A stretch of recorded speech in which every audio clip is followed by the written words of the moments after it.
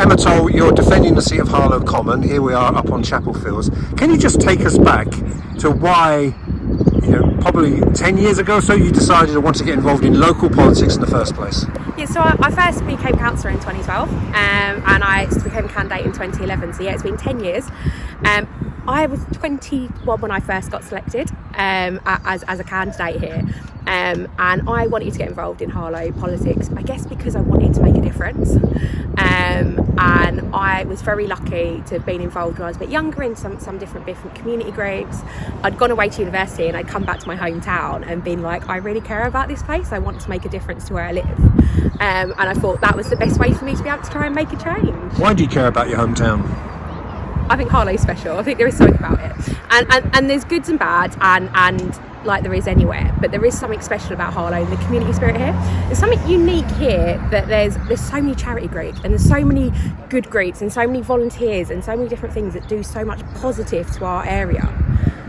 And I just think I wanted to be part of that and to do something good for my people, my neighbours and my community. Have you grown up in the role as a politician, not only locally, but you have other jobs out with Harlow, is that right? Yeah, absolutely. So I'm 31 now, so it's 10 years, and I think I've matured a lot in the past 10 years, and I've learned, I think, to listen. So spend a lot of time listening, and rather than thinking I have all the answers, and actually quite often the best thing you can do is listen to community, listen to neighbours about what matters to them and how you can fix it and do things together.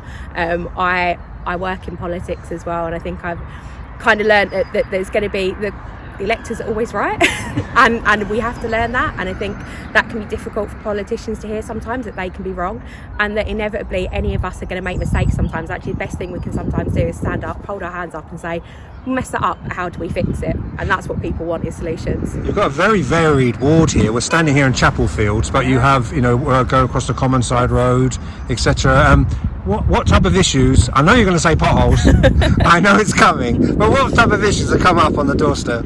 Yeah, look, it's a very different ward. It's also a beautiful ward. Very lucky we've got 2 commons. And actually, so it is a lot of coming up on the roads, and people are concerned when they're out there and the damage that's being done to their cars.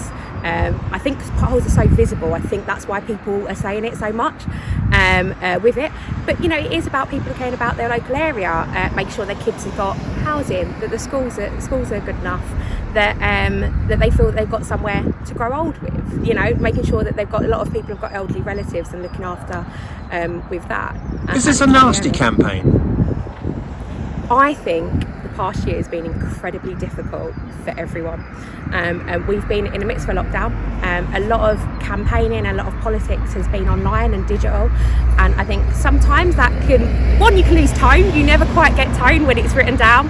And I think it can sometimes bring out the worst in it. I don't know, I've been out about across the ward, and was doing calls during lockdown. And actually, the residents are quite positive and quite engaging, and I want to talk about things that we've done and we've delivered. I've managed to deliver as a local councillor. Can you name a couple of things for me, please? Of course. So this morning I was over in Clifton Hatch, and I was door knocking there, and I knocked on the first family that moved into Clifton Hatch in 2013 or 2014. It was the first project I got involved in 2012 to get the completion of the regeneration and the council housing. And behind us we've also got Prentice Place, which is another regeneration product that we oversaw. And actually it took too long. It wasn't good enough. Is anybody to knock on their door yet, or nobody in there yet? Four families that have been allocated the housing, and I'm hoping that very soon they'll be in the keys and we'll be able to get them in. We've lost Osler House in the development, and there's still some campaigning there to make sure we've got good quality health services in the area. But I think there's sizable differences in the past 9 years. So I walked around this morning and got to see those families that didn't have a home, that didn't have the home for life that they've now got, and to be able to see them and they've been there, and the difference that has made really remind me why I got involved. I've spoken to Tory this morning. I've interviewed a Lib Dem this afternoon, and now you're my second Labour person. So in short, May the 6th, why should Harlow continue to have a Labour-run council? So a Labour council will continue to deliver good quality, affordable homes for Harlow people. We'll continue to make sure that our environment is clean and green and make a difference for the future. And really importantly, we'll continue to push Essex County Council to make sure the Conservatives deliver on the roads and make sure the state of the roads and the potholes is dealt with.